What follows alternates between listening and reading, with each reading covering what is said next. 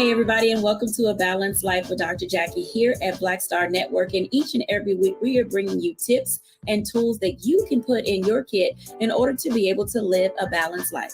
And as we are going through Black History Month and coming out of Black History Month, one thing is for sure, we are 365 Black. So with that in mind, there's things that usually come to our space when we talk about what do we do during Black History Month? How are we managing our culture? What do we do to help people identify, understand? And I know we're tired of explaining, but that's a part of what it means to be balanced. Being able to have responses, being able to have answers, and sometimes just being able to take a deep breath and just walk away, because not everything that we do requires a response. And so we get into this space as we're moving into discovering not only who we are, but teaching our children why they matter and the value that they bring to our society. It helps us as adults to know our space in the place in which we live and how we can begin to really articulate our feelings, our emotions, so that we can maintain our own physical health, our spiritual health, our financial health, as well as our mental health. Today, we're going to be talking about some of those things that really are hot button issues with us. People want to touch our hair. Individuals want to know why we listen to the music we listen to. We're often sometimes offended when we look over and see the person listening to rap music doesn't look like us. How has our culture been co-opted? How has it become mainstream? And how well are we doing embracing it? Today, we're going to be joined with some of our subject matter experts who can bring us responses to some of your questions. We have, of course, Dr. Tierney, who is with us, our Level Up coach. We have also with us Stacey Owens from and the founder of SECA School of the Arts and Technology. And today we're also going to be joined by one of our very own, Faraji Muhammad of the Culture here at Black Star Network. Welcome in, everyone. Hi. Good. Hey, Dr. J. Hey, y'all. Jackie, what's good? Oh, everything is good. Let me tell you, I am so thrilled to have the three of you with us today because we are going to bring it to our audience. And as Stacey likes to say, sometimes she's here for the smoke. So I'm ready to find out what the smoke is going to be today. Is she bringing it or is she taking it? Because we get into this space, as Dr. Tierney often tells us, that we have to figure out how to level up our responses in order to level up in life.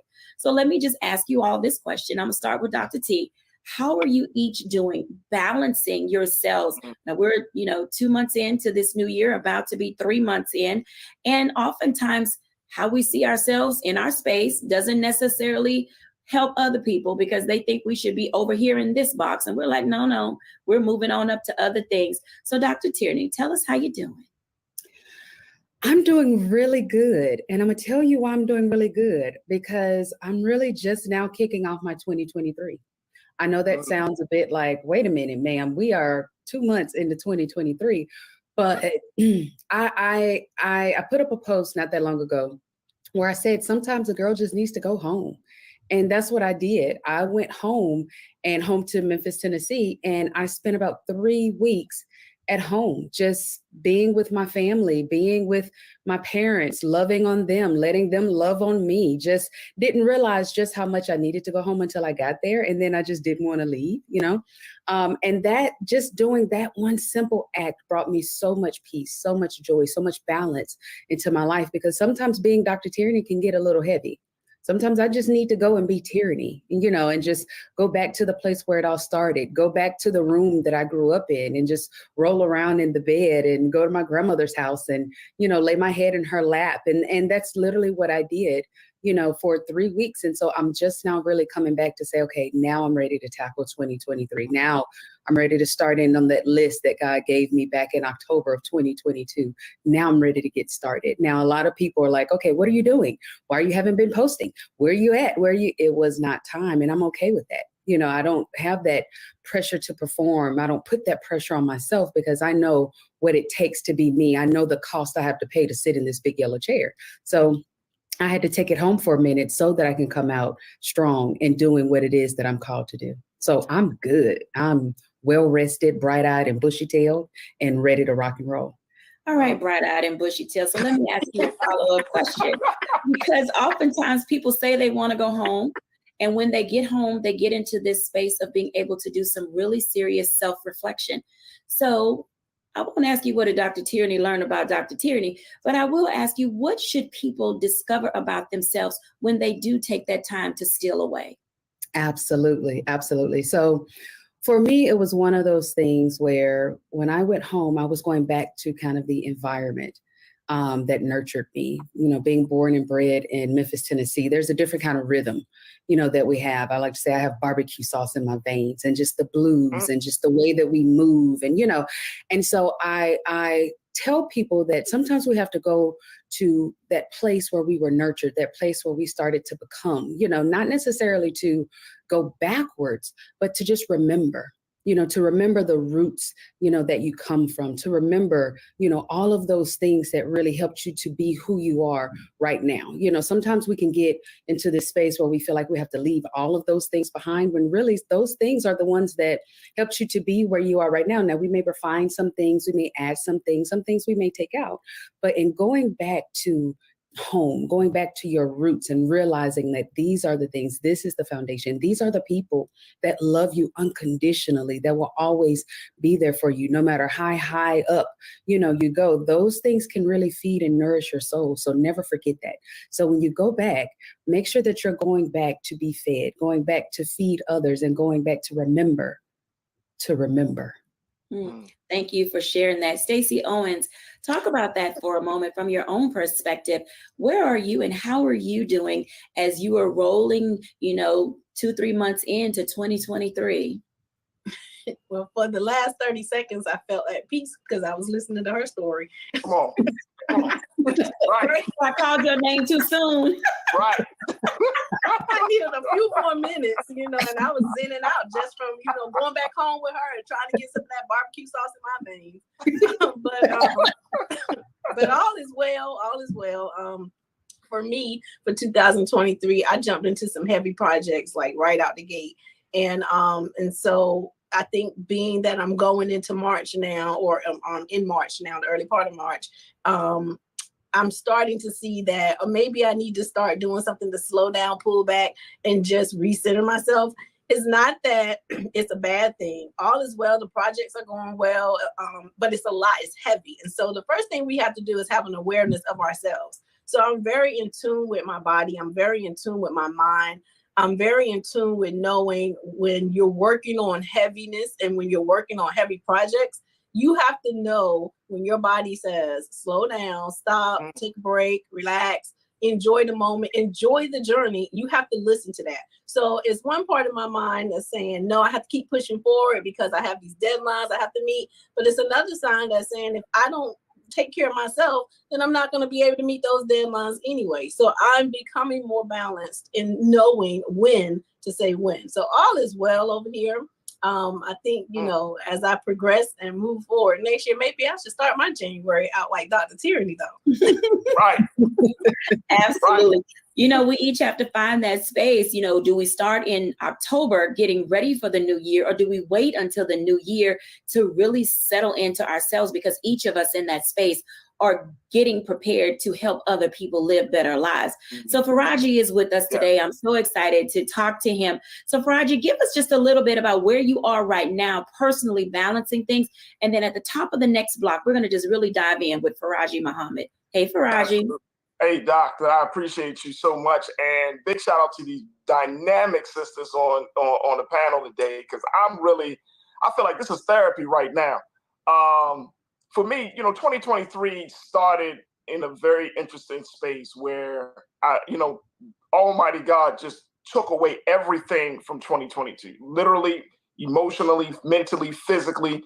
Like, I had to start off 2023 very, very much in a humble space, making a big journey from Baltimore to Los Angeles with my family has been a huge jump. I mean, a major transition from everything. And so, when you ask that question, where am I? I'm just starting to get settled. I will say that since we've been out here in LA for the past 8 months or so, we have been in constant movement. I'm just starting to get settled. I'm just starting to feel like, okay, now this new life can start. It has been such a very powerful experience, because the big thing that I've learned is that you just have to be comfortable with where you are.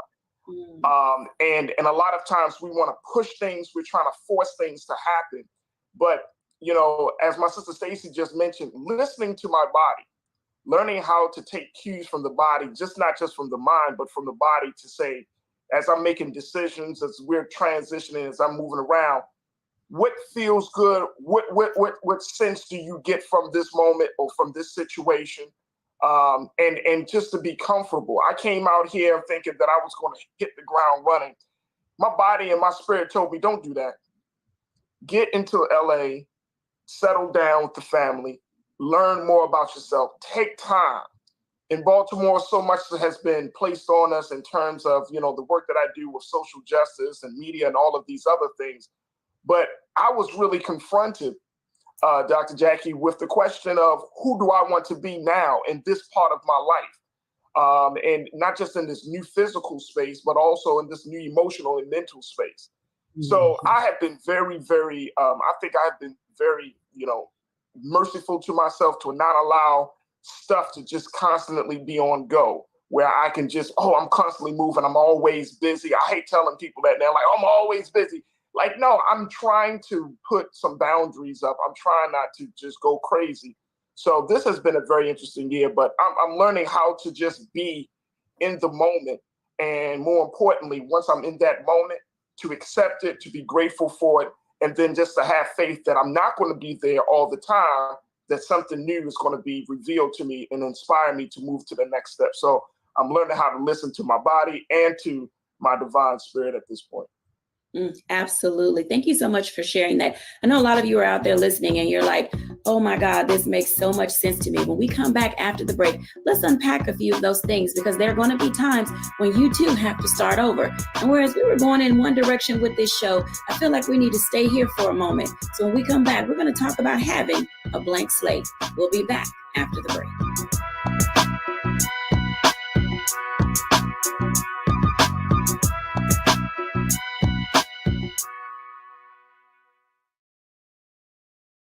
Folks, Black Star Network is here. Hold no punches. I'm real revolutionary right now. Support this man, Black Media. He makes sure that our stories are told.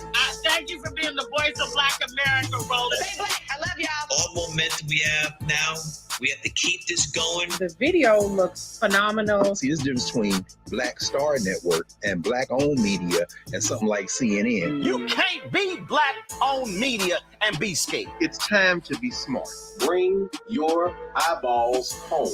You dig?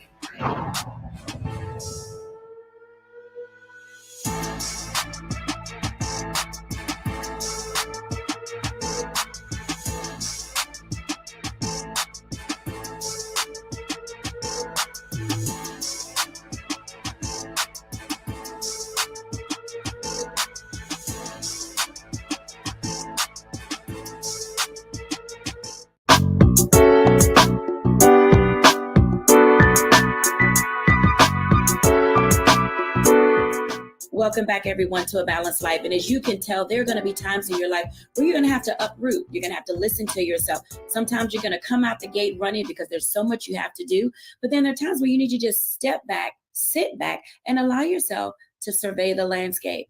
I want to bring Faraji Muhammad back in. I want to start with him because he brings up a very important point about what it means to listen to yourself. We're also going to have Faraji tell us a little about who he is, what he does, and the transition that he's made. Welcome back, Faraji. Thank you so much, Doc. How you feeling? I'm feeling real good. You know, you brought up some very important points about what it means to have a blank slate and not just keep the mental state that you had when you left Baltimore and went to LA. And I mean mental by moving quickly, learning how to take your time. Tell us about who you are, what you do, the transitions that you're making in this season in your life. Well, I've always been in the media space, so I've been truly, truly blessed to work in Black media for predominantly most of my whole career in media, working at Morgan State University as a radio show host, and having some great success there, working in the social justice space of making sure that everything from police reform in Baltimore to school accountability. And then also just continue to be on the speaking engagement on the circuit and somewhat just talking and inspiring the next generation and the next generation of high school and college students, but also just inspiring folks to think deeper and much different about the space that we're all in. Now, of course, with my show, The Culture, here on the Black Star Network, it allows us to have a much deeper conversation about cultural influences and the things that impact us. Because here's the thing, Doc, one of the big things that I found, and this is one of the reasons why we wanted to have a show the way we do on Black Star Network, is that we could talk about stats, we could talk about data, we can have expert voices, but one of the biggest factors for our behavior is our culture. The things that we don't quote unquote see, but we feel it. Just like Dr. Tierney mentioned, going back home, the culture of being back home, it is our culture that influences us the most. It's like what we learned back in school, peer pressure, how that, your peers influence us. The culture influences Black folks in this country right now. And so we're having a lot of cultural conversations, and it's important and necessary conversations about the impact of our culture, from everything from politics to health and wellness to, entertainment and artistic expression. So it's a beautiful, beautiful thing. Now, for me, as I'm learning more about the culture and taking time out, I realize that it requires me to take a step back. I don't want to be the end-all, be-all voice of the culture. I think that what we each can bring to the conversation is a perspective that will help to enlarge or expand our view of the culture, to help us think critically about the culture. But I don't want to be the guy that's like, oh, as soon as you walk in the room, hey, let's talk about Black culture. I want to moderate those conversations, help facilitate, and essentially empower people to see themselves as the power brokers of this space that we call culture. Absolutely. I want to bring Stacey Owens into this conversation. Her being, a founder of a school that is in technology and the arts, there's often those times that we see our children not being able to have that voice. Stacey, talk to us for a moment about the value and at what age do we introduce our children to substantive conversations about culture? Because where you are, they see culture every day, some of it good and some of it not so good. How are we navigating these spaces? Well, I can only speak about my space, and I know my space is not necessarily the norm of everywhere across the world, but my kindergartners start learning about culture. My curriculum is designed to align actually to the social justice standards. And we start that conversation very early. I have a hip hop class that all of my kids participate in from kindergarten to 8th grade. So it's important for students to be able to see themselves, see others that look like them, know their history, know the marks that we've made in history, know what our ancestors have done, and know their responsibility to carry on some of those things. But it's more important for them to understand how to communicate their feelings and their expressions as it relates to those things, so that we don't create an educational environment that silence people's voices and make you just be comfortable to the things that can oppress you. So I'm going to say, there might not be a lot of people out there with what's going on in the world right now that might agree with me, but we start those conversations when they walk in the door. You bring up a valid point related to not necessarily just age, but also what it means where you are environmentally or your locale geographically, in the world, from where you are in Carolinas to where Faraji was in Baltimore to where he is in California now. There seems to be a common thread, though, that ties everything together. Faraji, talk to us about a common thread culturally and generationally that we can maybe latch onto that can help us have some of these cultural conversations. Well, I'm glad that you asked that question, because the big one that I often see, and I'm sure all of you sisters, y'all probably have noticed as well, it doesn't matter what city that you go in America, where Black folks live, and where folks that aren't Black live. And that's unfortunate. You know what I mean? That we can go into any major city. And as soon as as soon as we got to LA, it was like, oh, okay, so this is where Black folks are, right? This is where the culture is, whether you're talking about South LA, then, you go into East LA, that's where our Latino and Hispanic brothers and sisters are. You go into West LA, that's where, you see the celebrities and the affluent are, And so that's one of the things that struck me, is that there is such a huge disparity. The line is really, it's so blatantly clear. And I think that speaks volumes about where we are, that you can go from LA, you can go to Memphis, Chicago, you can go to DC, every major city in this country, you can tell this is where Black folks are, this is where other folks are. And I think we need to, kind of push back on that. And it has kept us, and this is what I've learned from being in Baltimore, you don't need to put up physical barriers. The barriers starts here. We set up our own barriers. Like we come to a place, and Los Angeles only has about 8 to 9% Black folks in the city. It's declined greatly over these years. And when you get into the spaces, like when I tell people, oh, I live in LA, and they're like, oh, okay, so you live in South LA, you live in Inglewood, you live in Compton. And it's like, why do you have to live in those places if you're Black, right? There's this assumption that you just have to be in those spaces. And it's like, no, I don't live in those parts, actually. So it's like we put up these mental roadblocks on how far we're going to go. We put up these mental roadblocks of who we want to be and how we want to be seen in the world. And I think that's the big thing.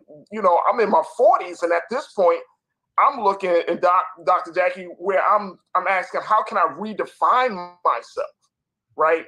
And I think this is one of the biggest fears that so many of us have, is that, we think that once you get into a certain age bracket, like, start to settle down, that you don't just make a major move and uproot your family and move and all of those things. But this is life. That's the beauty of life, right? There is a point that you want to get settled down, but at the same time, you don't want to lose the drive and the fire to redefine who you are. And that's the fun part for me, that in the midst of all of this movement and transition, in the midst of all of these changes, I get to define what I want my next chapter to be. I ask the God to help me to manifest my best self in this new space. I get to redefine who I am. And I think that's one of the best expressions of leadership, when you can redefine who you are and not allow other forces to do it for you. So this is a great segue for me to bring in Dr. Tierney, because literally assimilation is difficult for many people. They feel the need to have to be who they are, where they are, and not necessarily take their authentic self with them because they haven't become who they're meant to be. Dr. Tierney, talk to us about that for a minute, because that dynamic in itself, I'm going to be a chameleon, but I'm never going to be me. Talk to us about that for a moment, and how do we move ourselves out of that space as we grow? Yeah, as Faraji was talking, I was over here just amening, like, yes, amen, read it, yes. We're the ones that put these constraints on ourselves and compartmentalize who we are.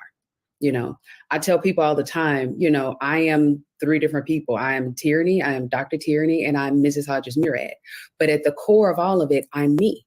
And if you don't know who you are, if you don't know who your authentic self is, if you are presenting yourself to the world behind this mask, so when I'm this person, then I only talk like this, and I only sit like this, and I only say, but then when I'm this person, I'm like, man, then you're not really being truly your authentic self across all of the different areas, across all of the different roles, titles, responsibilities that you have. So when we're talking about assimilating, it requires us to be authentic with us first. I can't be authentic with you if I'm not being authentic with myself. As Dr. Tierney, you will hear me say, man, listen, this is what we doing. As Tierney, you will hear me throw out a big GRE word, and my people look at me and be like, wait, can you define that? As Mrs. Hodges-Murad, as I submit to my husband, there's still some places where he'll be like, you know what, baby, that's all you. You got that. You run with it, because I know who I am. I know who I am, and I know whose I am. And when you know that, you're unstoppable, because you're going to show up as your authentic self, no matter the room that you're in, no matter what table that you're sitting at, and you're going to feel comfortable doing so, and not feeling like you have to put on a mask to perform for them and hiding who you are. When we come back after the break, I'm going to unpack this a little bit more, because as we move around this world, we relocate for our jobs. If you're in the military, for whatever, if we travel, if we feel like we need a break or a change, we do these things. So when we come back after the break, let's talk about finding your tribe, no matter where you find yourself. We'll be back in a moment.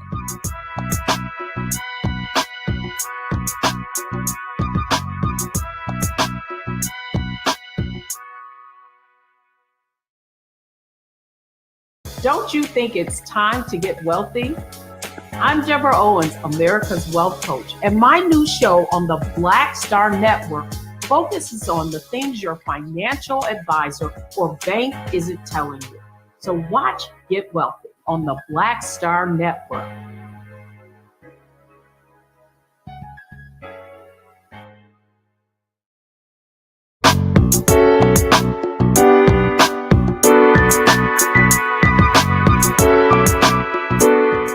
Welcome back, everyone, to A Balanced Life. And as you can tell, there is so much to unpack, but at the same time, we're really discovering who we are, and it's okay to just be you. Welcome back, everybody, because I want to talk about finding your tribe no matter where you are. And oftentimes that's not easy. I want to start with Stacey, because not only is she doing her thing with kids, but Stacey is a speaker. She travels a lot. She's in a variety of environments, and she deals with a lot of different people. Stacey, talk to us about what it means to just be you and find your people, whether it's around music, food, the culture in itself, or recreation and the arts. How do we really get to know who we are so we can just be our authentic self? I think a lot of that starts with just tapping from within and knowing what you're comfortable with doing. I know the things that bring me happiness, that brings me peace. So I try to, connect my emotions to it. If it makes me feel good, I'm going to do more of that. When I meet new people and bring people into my fold, if you're a person who is coming into my circle and you're helping to expand, I get a good vibe from you. We have similar thoughts. Similar dreams, similar whatever. We just have a connection with each other. Then I know that you can be part of my tribe. But if I have somebody that come in and you bring negative energy and you're always taking something from me, then I need to figure out what's your reason and your season so I can give you that and let you go on about your way. Because your tribe is going to be the one that embrace you, that holds you up, help you. That's going to just make you do everything that you're doing better. So, I'm very careful with who I pick to be part of my tribe. And sometimes you don't even get to pick them. They just God sort of send them to you and they be all right. and you be like, all right, this is my tribe. I think with kids though, since I spend a lot of my time trying to teach kids how to just be acceptance of themselves and start learning who they are at an early age, is such a challenge for them, because it all starts with who influenced you. And so they have so many influences. They're influenced by what they see on TV. They're influenced by what they're seeing in their family structure. They're influenced by what they're seeing in the community and what they're exposed to. And with the population that I serve, they're not exposed to much. They don't have a lot of those opportunities to go out and see anything beyond what's in their immediate circle. So it sort of delays helping them to find out and figure out, like, who are you and what do you value within yourself, especially if you don't have anybody in your circle that's putting those words of affirmation in your head and telling you, helping you to see what your greatness is. So it all starts with just loving you. Everything I feel in the world starts with love. I love that, because I think that's stated in such a way that it allows people to say, if I begin with loving me, then it will help me love other people better or differently. Faraji, talk to us about it. What say ye? You know what? It's powerful what Sister Stacey just mentioned, and what Dr. Tierney's just mentioned too, about showing up and being your authentic self. And there was something that I learned in my therapy session, right? My therapist told me at the beginning of the therapy process, she said, Faraji, one of the things that I want to do is to try to take you from being a compartmentalized individual and integrating all of those elements of yourself into one person. And I think this is where culture plays a huge role, right? Because culture compartmentalizes us. Culture compartmentalizes us in the way we look. It compartmentalizes in where we live. It compartmentalizes us on our skin or our identity. So it breaks us up into parts where we're not really fully embracing who we are, right? That we're not satisfied about the person that we are. And so we go through the social media space, we go into these conversations, and we're like broken people in so many different ways, right? We're not healed, whole people. And so I think it's important for us to take a look at, the impact of that. The other point that Sister Stacey made was so important is that, you get a sense of, like she said, catch a vibe on who's in your life. Well, here's the other thing about that.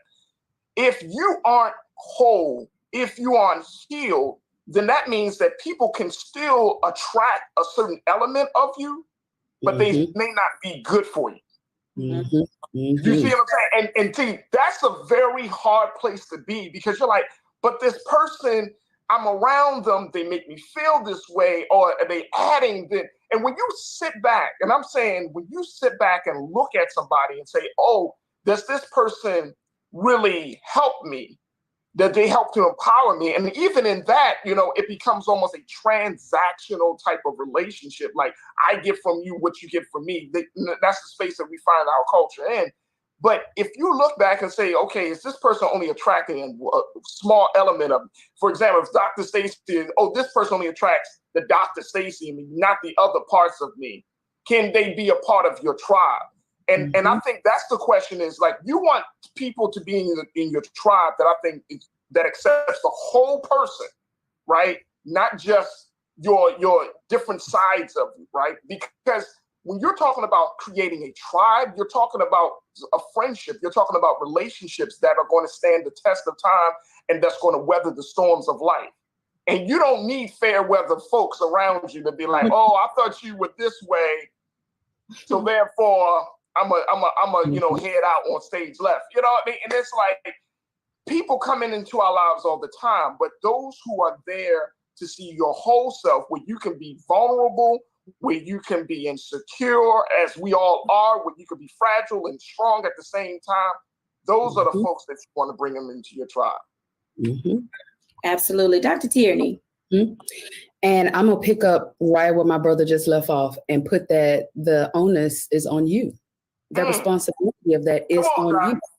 So if I'm walking around putting on this mask, putting on this front, putting on this performance, and presenting a representative of who I want you to think that I am, then the people that you attract will be attracted to that mask, to that persona. And when that persona is heavy and you let it slip a little bit, and then another piece of you pop out, and they go, oh, wait a minute, I didn't know you. We can't get mad at them for deciding to exit stage left. We're the ones that they're listening for us based on this false, phony perception that we wanted them to have of us. So the responsibility, when we're talking about your tribe, birds of a feather flock together. You need to check your own feathers. You need to decide, what feathers do I have? What feathers do I want to peacock around? What feathers, are truly authentically me? And then let the people that share those feathers, that like your feathers, that will celebrate your feathers, let them come to you. And this isn't just in personal, this is also in business. I tell people all the time, I am the best coach on this side of glory, but I am not the coach for everybody. And that's okay. So when we get caught into this whole thing of wanting everyone to like us or everyone to, no sugar. Everybody is not going to like you. Everybody is not supposed to be in part of your tribe. And that's totally okay. It doesn't make you a bad person. It doesn't make them a bad person. They just got different feathers, period. And you may not be the guide for them. You may not be the friend for them. You may not be the partner for them. You may not supposed to collaborate with them. And that's okay. But you keep being you, and the right people will connect with you. God will send the right people for you, for your personal life, for your relationship, for your business, or whatever it is that you're supposed to connect with them on. You don't have to change you in order to make them comfortable. You keep being you. And know that the right people will come alongside of you, and that will become your tribe. So I'm going to go in reverse order, because I think this is a great place to give our audience a challenge. So Dr. Tierney, if you wanted the people to find something, what would you challenge them to go and find as they begin to discover who their tribe is and what their tribe should look like? Go find you. Go find you. Go on an exploration, an internal exploratory, Dora the Explorer. Carmen Sandiego, whatever you go and find you. Okay. And it's not out here. It's not under a rock. It's all in here. So my brother said he was working with his therapist, and y'all know I'm listen, a therapist, a coach, call me. I got you, but you have to find you. Absolutely. Faraji, what should they go and find? I would say find your the areas of yourself that you aren't strong in. Find the areas that you can deem to be weak in. find the areas that you're the most vulnerable in, right? And because I think everything, again, in our culture, we love to talk about our strengths, what you think you bring to somebody's life, what you bring to a position, and all of those things. But we don't spend enough time focusing on the other things, right? The things that we really need to improve upon about, being good human beings, character development, right? Or just knowing that, you know what, not being afraid to confront your own demons. So, Dr. Tierney said, find you. I'm going to add, find you in the worst places. Like, where are those spaces, or what are those circumstances that will cause you to not be in your best self, right? And to start to look at that. I think that if we do a deep dive into, those things, our own shortcomings, I think we will be much better, because in that deep dive, hopefully you start to gain some understanding, not just for you, but for other people's pain. You start to be much more compassionate and less judgmental, right? You start to really being able to, and it's a very, very powerful journey to go into your own self and then start to see the value of another human being in that same journey, because now you can't walk from a space of, like Dr. Tierney said, being a high-coated peacock. Now you got to humble yourself, because guess what? You ain't that dope. We just not all that dope, right? I mean, everybody wants to say, oh, I'm dope. Well, if everybody's dope, then why is everybody broken? Why is the community the way? Why is Black America suffering? If we all dope, then we might be dope. We might be destructive. We might be addictive, and we like, we ain't all that. Like something is inherently wrong. It's just not mathing. It's just not mathing. Who you present yourself to be and who you are not in the same place. Sorry. No, you don't have to be sorry, because this is what it's all about. Giving us an opportunity to figure out what to put in our toolkit, because we cannot be balanced if we are not having conversations that matter, that mean something. When we come back after the break, I'm going to ask Stacey the same question. What should we find? Go find what? But in addition to that, we're also going to talk about friendships and relationships. Should they be transactional or transformational? When we come back after the break.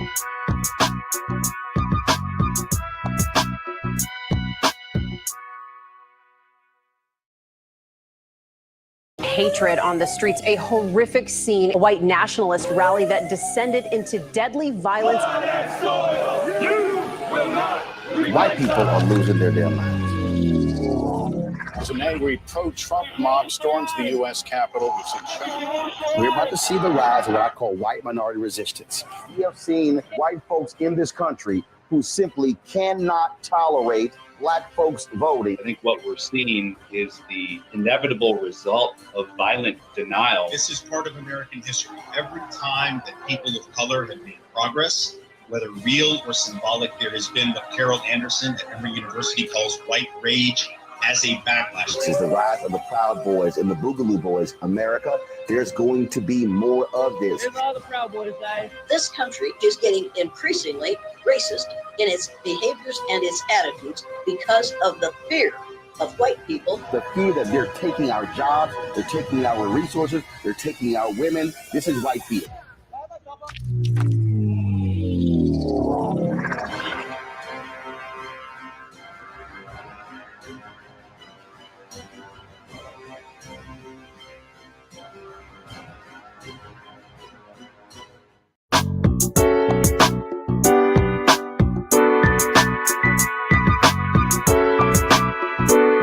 Welcome back, everybody, to A Balanced Life. And as you can tell, we got all the smoke today.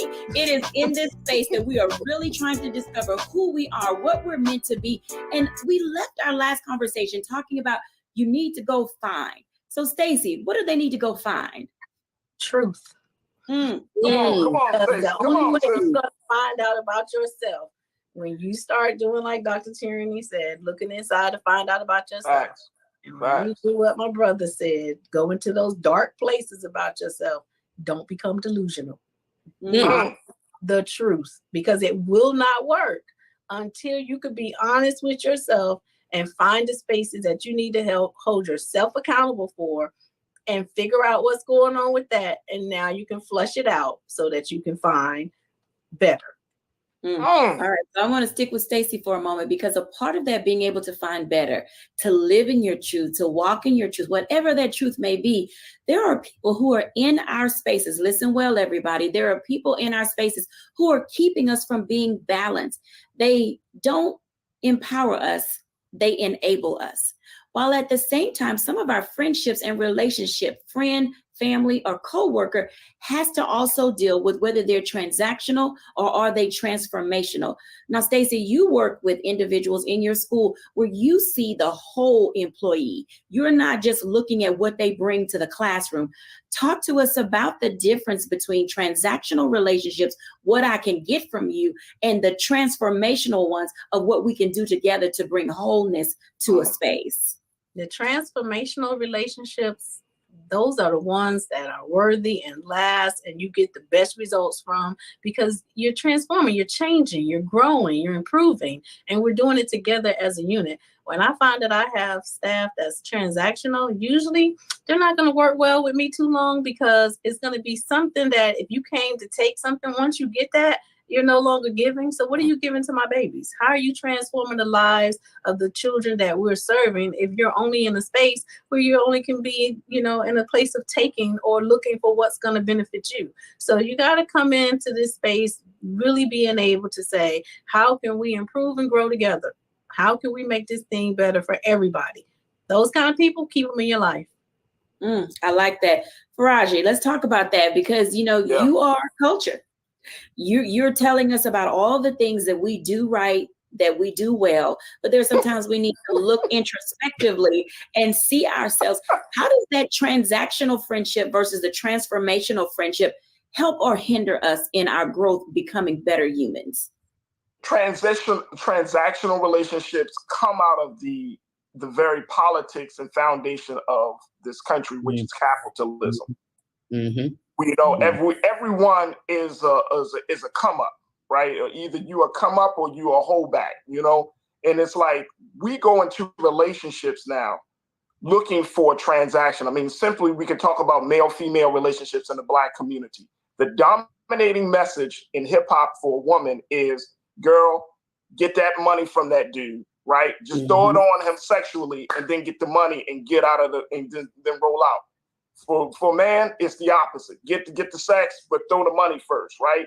And it becomes this, I mean, if you really think about it, it's so destructive because it breaks down everything that we have traditionally and have been taught about relationships in terms of love and trust and all of those wonderful things.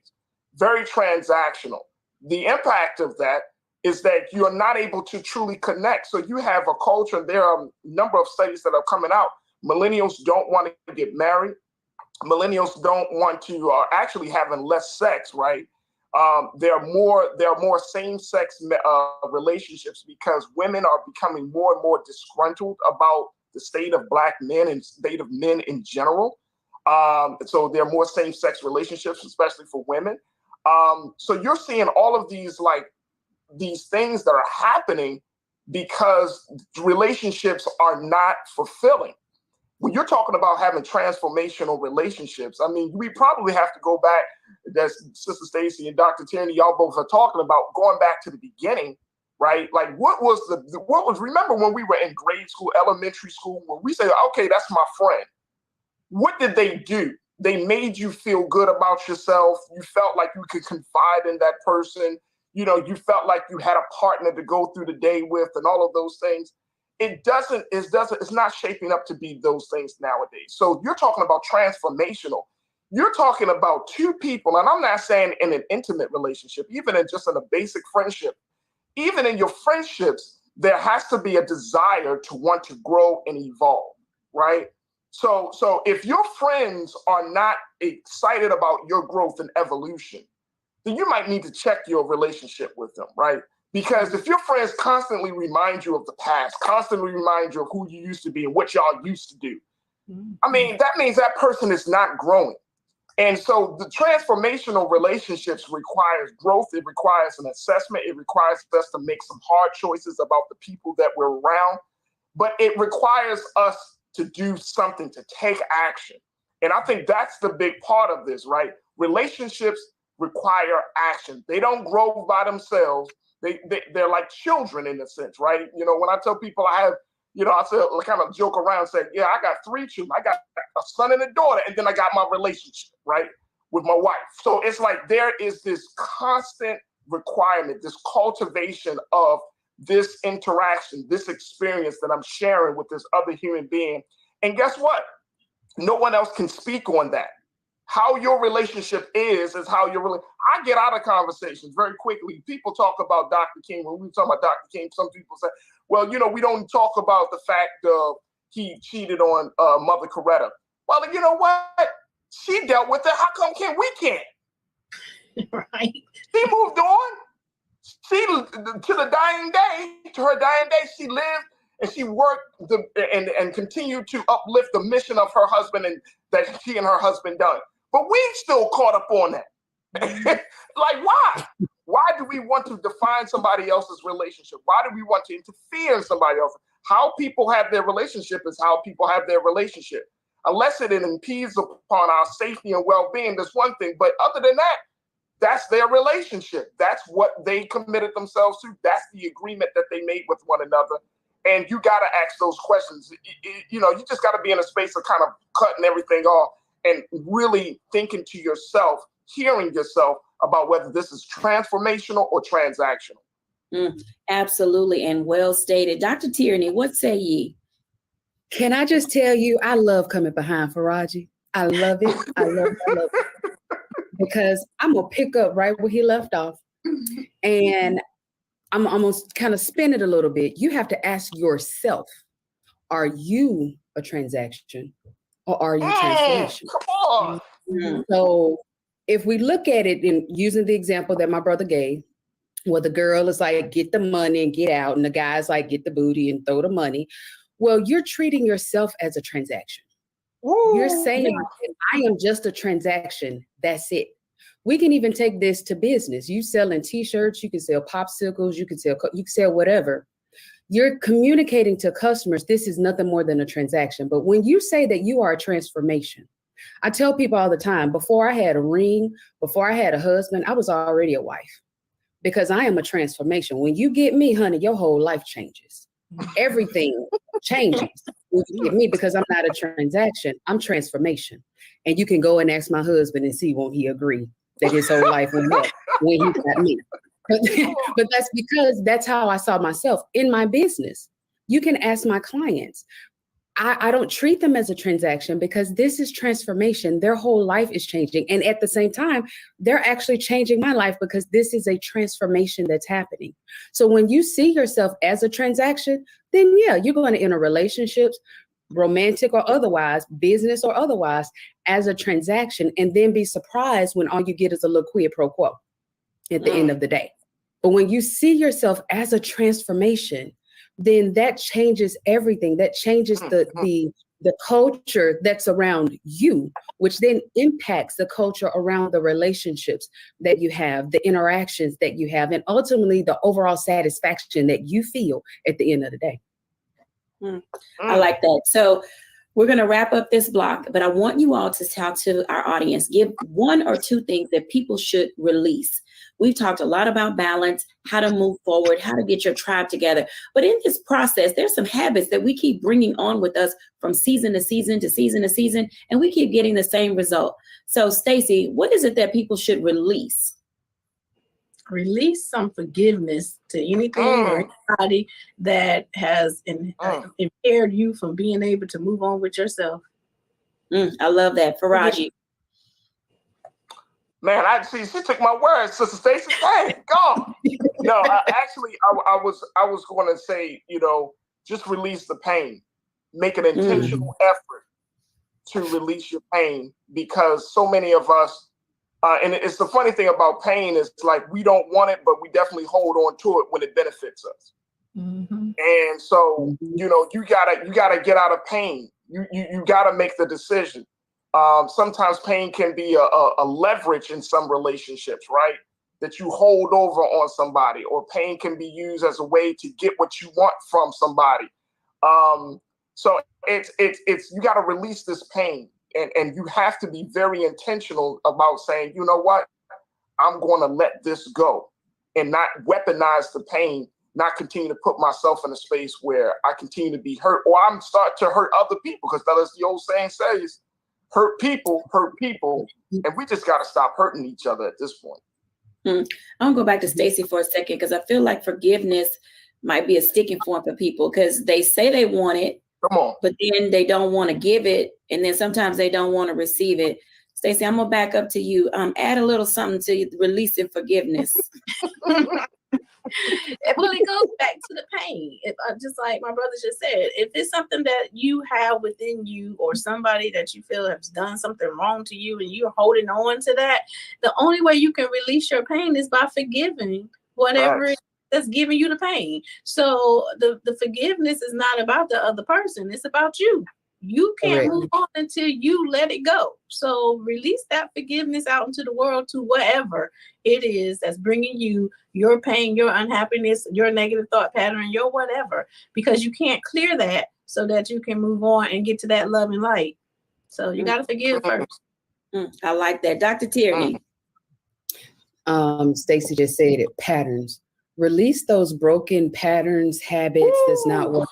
We've been duct taping so much for so long, just because that's the way we always did it. This is just how I am. That's how my mama did it. Well, did it work then? No, it ain't working now. Stop trying to find these workarounds for all of this dysfunction that we have and all this broken pattern. Actually do the work to actually fix it. You know, call in the professionals, call in the experts, you know, to tell you what you don't know, so that you can actually have some patterns and some habits that work, that you can then pass down for the generations to come, that will ultimately change the whole culture. Can I add something to that, Dr. Jacquie? Go right ahead. Come on. Just very quickly, what Sister Dr. Tierney said was so important. And I think it just requires us to take that step back to look at the patterns. Like a lot of times when we go into relationships, friendships, or intimate relationships, we kind of go from one place to another, not really taking the time and not really taking the moments to really reflect on, what is my pattern? You know, what is the pattern? You know, like I recently learned about attachment styles. Right. And once I learned about attachment styles, it was like a light bulb, when you have these various attachment styles when you get into either intimate relationships or friendships. And it's like, my God. And this is the stuff that you don't learn in school. You don't learn about these things. We don't learn about how to really relate to one another in school. We learn about the other stuff, and we might have some sex ed, but to really learn how to relate to one another, that's a different level of science that requires a lot more intentionality.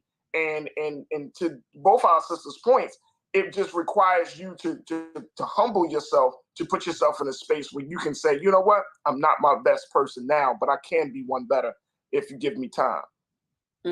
Absolutely. If you guys want to hear more about Faraji, what he is and who he does, make sure you watch him on Black Star Network from 3 to 5 p.m. live. So that way you can really tune in to what he's saying and begin to move your life forward. When we come back after the break, I'll give my reflections.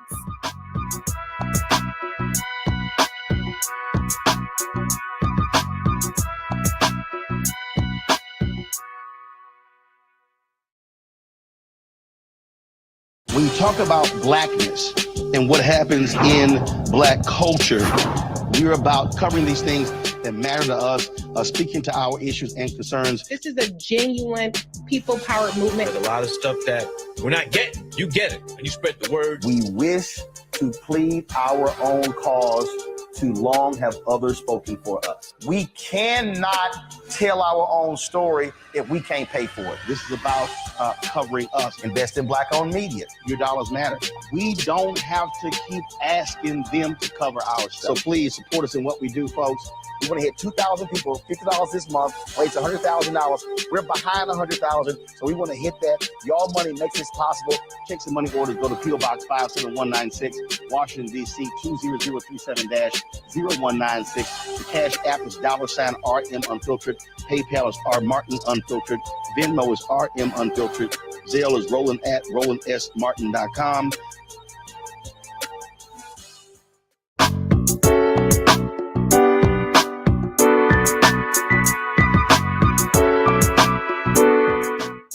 Welcome back, everyone, to A Balanced Life. And as you can tell, there's some things you need to put in your toolkit, and there's some things you need to take out of your toolkit.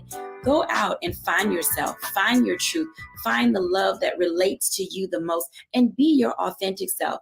But while at the same time, it may be important, if you're going to balance your life, to release yourself, release the pain, release the fear, release your patterns, release the unforgiveness. This will allow you then to clear a pathway for those things that are meant to come your way.